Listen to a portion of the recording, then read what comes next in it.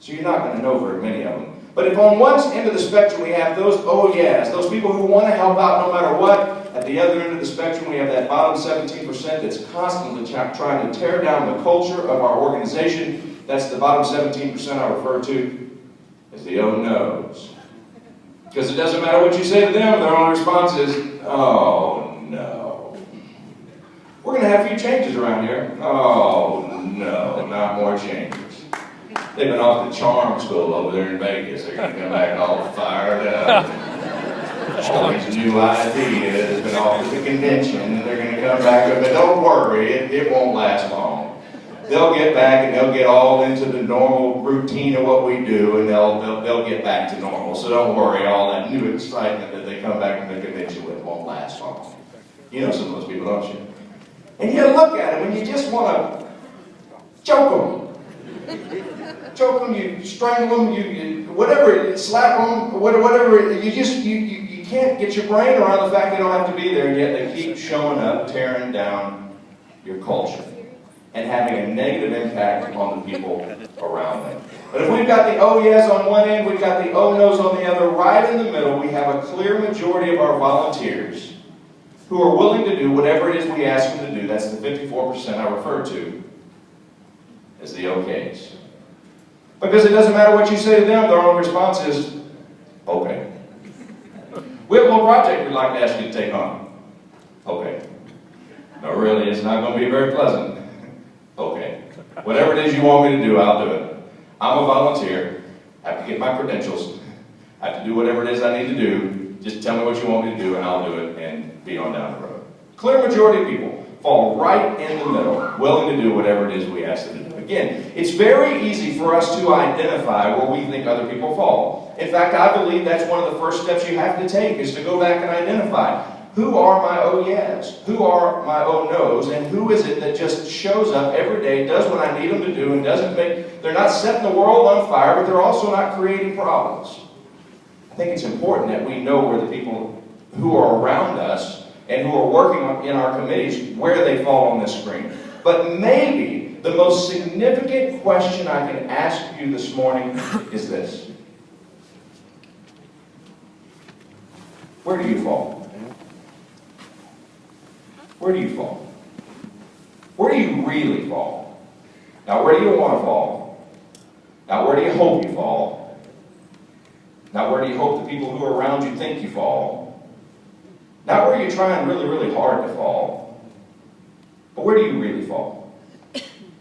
Because I believe that within the answer to this question lies, to a certain degree, your ability to inspire the volunteers around you. You see, too often what I experience are people who, quite frankly, find themselves in that bottom oh no category over there, and they're the ones who are complaining that they can't get volunteers to do what they need them to do. Yet they drag themselves to their volunteer role. They don't even need to be involved in the sport of rodeo, yet they're a volunteer, they show up, they've been given a leadership role, and yet they are responsible quite often for bringing the generations, all the generations, down because of where they fall on this screen. I was speaking in Tampa, Florida. I was speaking to the IRS. That was a treat.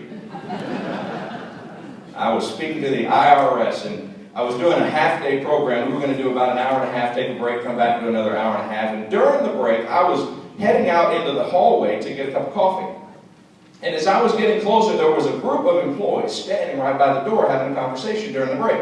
And as I got closer to the door, one of the guys saw me coming, and he said, "Hey, Clint," he said, "come here." He said, "I've got a comment I want to make to you." He said, I made an observation during your program this morning, and I think it's worth sharing with you." I said, "Sure, tell me, what was your observation?" He said, "We don't think," so see, suddenly it went from, "this is what I observed," to now, "we don't think," you got to gather a little crowd around you, "we don't think that it's fair that you ask us to put ourselves in one of these three categories." He said, "Because quite frankly, I'm all over the screen. Just kind of depends on what kind of day I'm having." He said, "If I'm having a good day, well then I'm probably an oh yeah, and I'm probably a lot of fun to be around." He said, "But if I'm having a bad day, Well, and I'm probably an oh no, and you probably don't want to be around me. He said, but I think I'm just like any average person.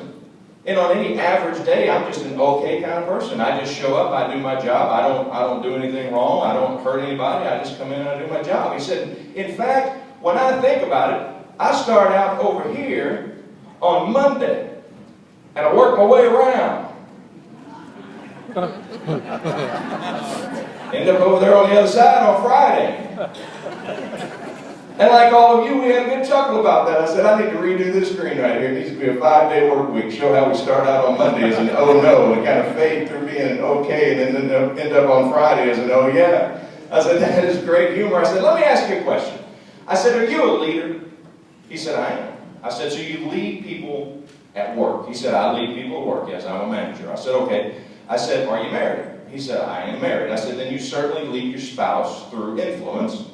I said, do you have children? He said, I do. I said, well, then you certainly have a responsibility to lead your children every day. I said, you seem like a nice enough fellow, so I assume that you have an opportunity then to lead your friends through influence. He said, I do have some friends. I do lead my friends through influence. I said, okay, so that's fair enough then. So would it then be safe to say, based on what you just described, would it be safe to say that you lead all day, every day? Regardless of what your role is, whether it's at work, whether it's as a volunteer in your organization, whether it's at home, whether it's with your friends after work, would you agree that you lead all day, every day? He thought about it for a second. He said, yeah, I guess you're right. I do. I lead all day, every day. I said, I would agree with your observation. And based on the fact that you lead all day, every day, you don't get to bounce all over this screen. And I would say the same thing to you. If there's anything your volunteers are looking for from you as a leader, it's consistency. When you allow the things in your life that are happening from the outside to impact you to the point that you bounce all over the screen because one day you have good news, so you're an oh yeah, and the next day you're having to deal with some knucklehead, and now you're an oh no. But on the average day, you're just an okay, and you bounce all over that screen right there, you're not leading anybody.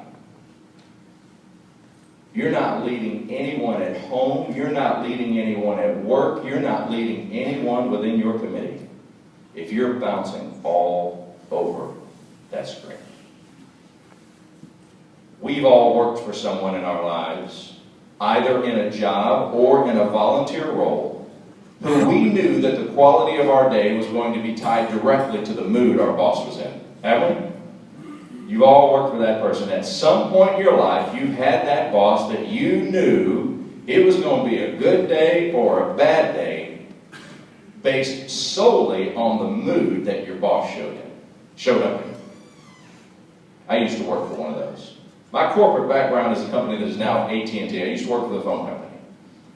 And I had one of those little bosses. I had this boss. This man was, well, he was evil, really is what he was. I don't like using that term, but I've tried for many years now to find a better word to describe this little evil man. I can't find one. I've searched it, so the man's just mean. He's just evil, and you know some people who are like that. Some of you are nodding your head going, Apparently we work for the same person, because we've all worked for that person who's just flat evil.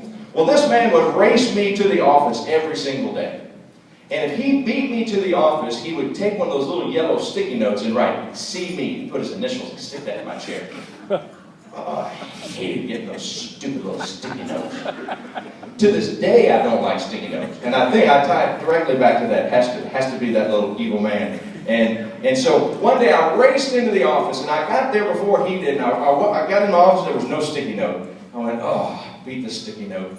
I sat down in my chair and I put my stuff down. And before I could even turn on my computer and get my day started, he came into the office. I knew it was him coming through this, because he came through the side door, and I knew it was him. Number one, he was the only one that ever used this side door. And number two, because he was a little bitty fella, he had these little bitty feet, and he'd go click, click, click, click, click down the hallway.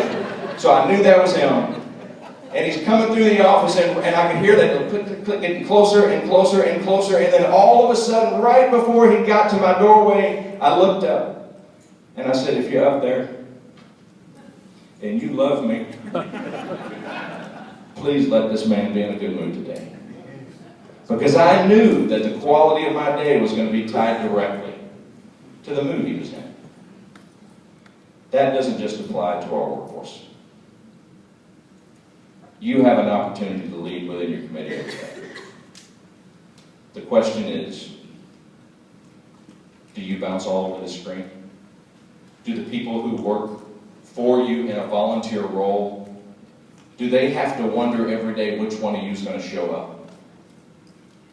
Because if they do, you've just identified one of the key challenges of leadership within your organization.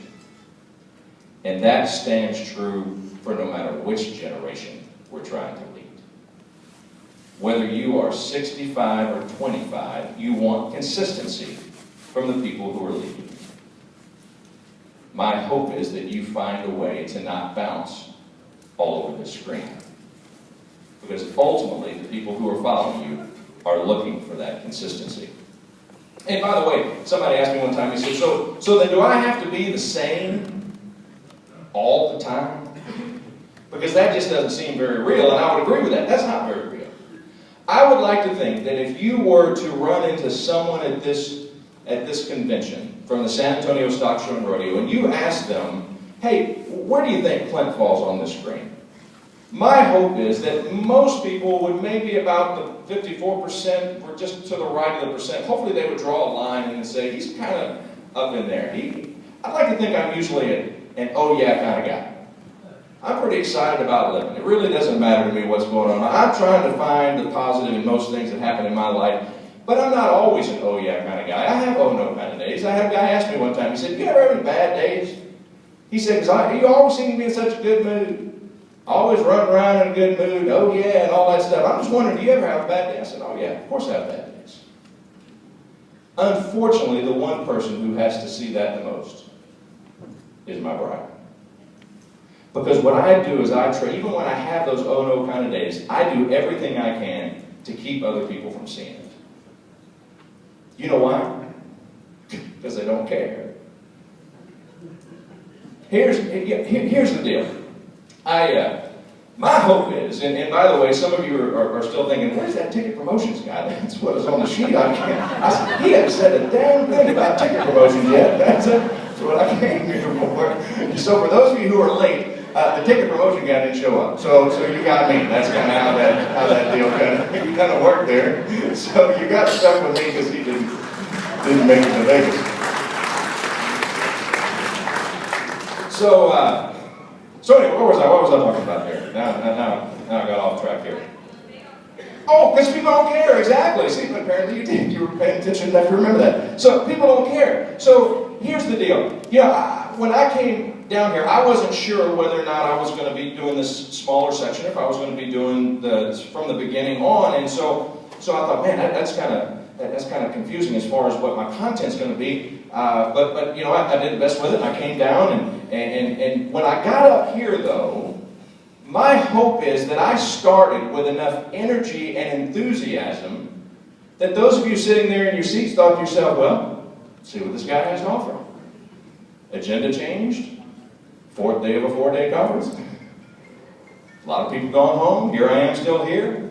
I'm hoping that this is worth the time I'm going to put in. But let's give this guy a chance. He showed up with enough energy. But can you imagine if Glenn Allen had introduced me and I drugged myself up here and I went, good night.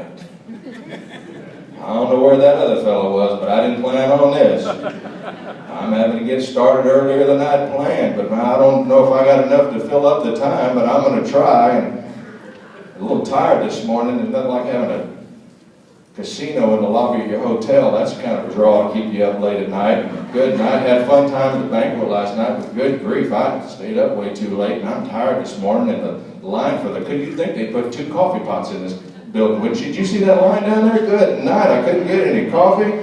I don't have any caffeine in my body, but you know what? Let's make the best of it. I'm here, you're here. Let's just go ahead and do this. What would you have thought of me if I started out that way? You'd have thought, oh my goodness, I knew I shouldn't have sat in the middle. Never going to get out of here. I should have sat over on the door side. I told you we should have sat on the door side so I could get out of here if this didn't work out. If I had started out that way, some of you sitting in this room would have said, oh my gosh, why didn't the promotions guy show up? I can't believe we have to listen to this. But the reality is, none of what I just said in that scenario was true. Yeah, Glenn Allen did keep me up a little late at the tables last night, but outside of that, man, I'm just happy to be alive. And there was that. In fact, I told them last night. I said, if you can trip the ticket promotions guy at the door and keep him from showing up, that'd be even better. The more time we have together, the better. I'm not afraid of that. I want that, in fact. So that would be exciting to me. But the reason, even if I had a lousy night and a lousy morning, the last thing in the world I would have done is drug myself up here and shared that with you. And you know why? Because today's not about me. Today is about you. So here's my question. When you show up to work with your volunteers, do you drag yourself in and go, sit down, let me share with you what happened today? You ain't gonna believe what Joe did now. Or whatever the challenge may be. Do you drag your volunteers through all of that because that's what you're experiencing in your life? Or do you say, you know what, my role is to lift them up. And the way I lift them up is by not sharing all that crud and holding myself to a higher standard. Too often we find ourselves complaining about volunteers, and often we're the source of the problem. So that's what we're going to talk about today, as we talk about how we go about building a culture that takes the generations into mind, into how we go about leading them. And as we get started in talking about that, what I want to ask you to do is I want you to suspend judgment about what you think the generational problem is. Because you see, most of you, if I had stopped you at the door and asked the question, so what do you think the generational